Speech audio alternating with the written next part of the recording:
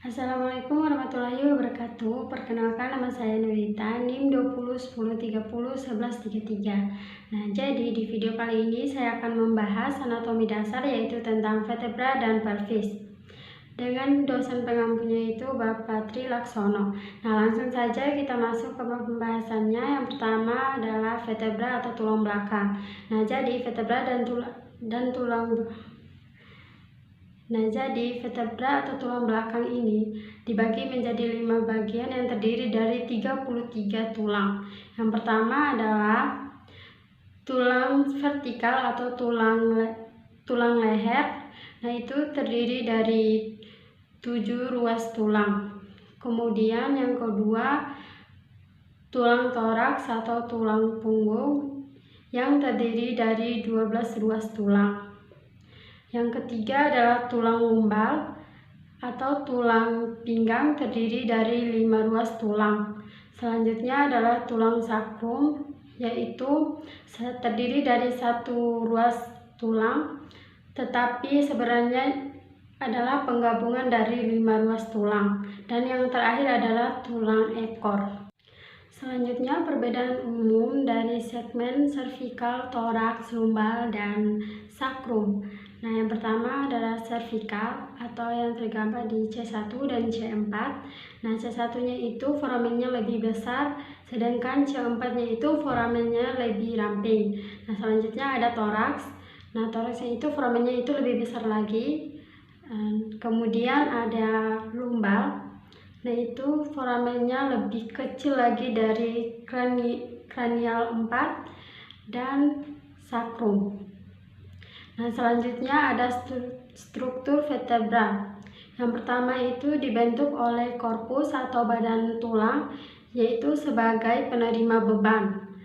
Dan kedua ada arkus atau tulang yang melingkar, yaitu sebagai pelindung spinal cord. Nah, yang terakhir ada processus spinosus dan processus transversus, yaitu sebagai komponen mekanik. Selanjutnya ada susunan anatomi vertebra secara umum. Nah, yang pertama itu ada korpus. Korpus itu adalah badan dari vertebra.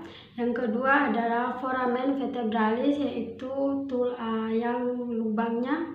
Dan yang ketiga itu processus transversus, yaitu berupa tonjolan atau sayap yang ada di bagian kiri dan kanan vertebra. Nah, selanjutnya itu ada processus spinosus, yaitu adalah tonjolan yang bisa diraba atau dirasakan. Nah, selanjutnya kita masuk ke pelvis. Nah, pelvis ini berada di panggul ilium, kemudian bertemu dengan sakrum. Nah, di sakrum ini ada yang namanya joint atau sendi, yaitu sacroiliac joint. Nah, di sini saya hanya akan mempalpasi beberapa bagian saja poin pentingnya. Nah, yang ada di kotak garis merah. Yang pertama itu ada yang namanya ilia crest atau cresta iliaca.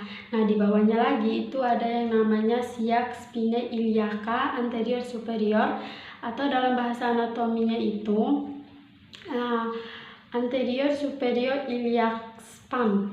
Nah, selanjutnya di bawahnya lagi itu ada dekat paha.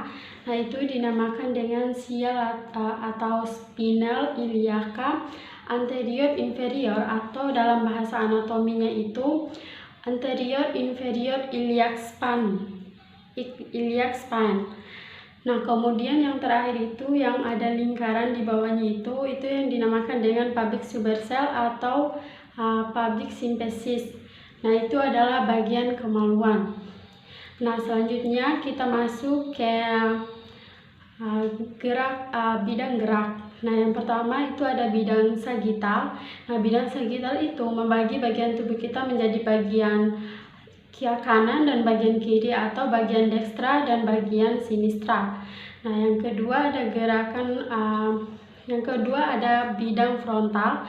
Nah, bidang frontal ini membagi bagian tubuh menjadi bagian depan dan bagian belakang, atau bagian anterior dan bagian posterior. Nah, selanjutnya yang ketiga itu ada bidang transversal, yaitu membagi bagian tubuh menjadi bagian atas dan bagian bawah, atau bagian superior dan bagian inferior. Nah, gerakan apa saja yang ada di vertebra? Nah, yang pertama itu ada gerakan membungkuk ke depan, atau itu biasa namanya fleksi. Kemudian membungkuk ke belakang itu dinamakan dengan ekstensi. Nah, yang kedua adalah gerakan ke kiri dan ke kanan. Nah, itu dinamakan dengan dextra fleksi. Itu dinamakan dengan lateral fleksi. Kemudian yang terakhir itu adalah gerakan memutar atau gerakan rotasi. Nah, seperti ini. Sekian dari saya, lebih dan kurangnya saya mohon maaf. Wabillahi taufiq wal hidayah. Wassalamualaikum warahmatullahi wabarakatuh.